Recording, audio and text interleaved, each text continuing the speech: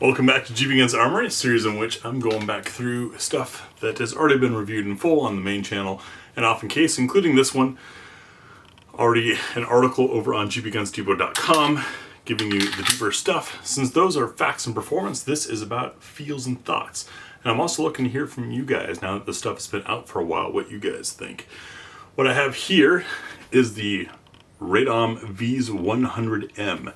A DASA with decocker, optics ready, fiber optic sights, rather tall slide, ambi controlled duty gun. Meant to be a modern take on a previous generation. Just reminding myself how this feels.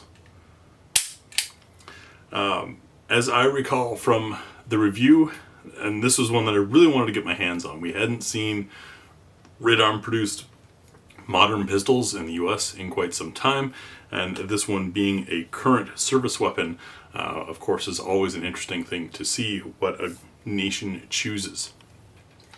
DASA metal frame hammer fired guns are something that I enjoy. I think many of you do as well. Something about them feels nicer, something about them is more predictable.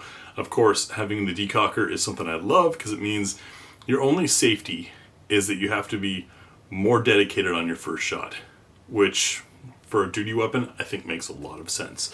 After that, you can go nuts. Going nuts on this, however, not quite, because the single action isn't quite as light or short as, say, like a Grand Power. The slide being rather tall and it's sitting considerably high above the hand, you do get a little more recoil.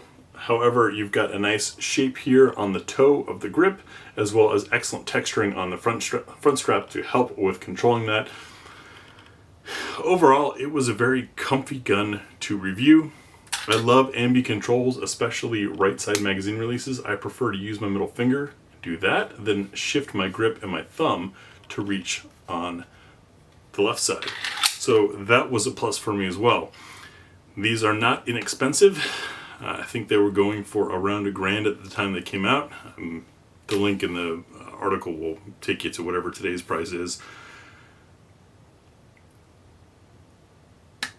Produced in Europe, optics ready, all metal, DASA, which means more mechanisms, more parts to a hammer-fired gun, especially a DASA gun, than there is to your standard striker. It makes sense that the gun is going to cost more. It was worth $1,000 when they first came out. Maybe. It depends on who you're talking to, what your interests and your threshold and tolerance are. Magazine availability was made available by Atlantic Firearms, and I believe there's one other importer as well that is bringing these in. But still quite a venture, or a gamble, I guess you could say, to have it as a main firearm. Is it something for collectors? I could see that. I mean, that's why I wanted one. That, and I love DASA guns and I love all metal guns. I guess my question to you guys is, where do you see this fitting in? Is a foreign service weapon something of interest to you or not? And are DASA guns still your thing, or did you grow up in the 90s and you only want to learn striker fired? Sorry guys, didn't mean to joke on the striker fired only crowd, but I get it. A striker fire only, it's only one trigger to learn, it's less controls, it's simpler. I understand wanting simpler, especially during a time of high stress, such as potentially defensive shooting.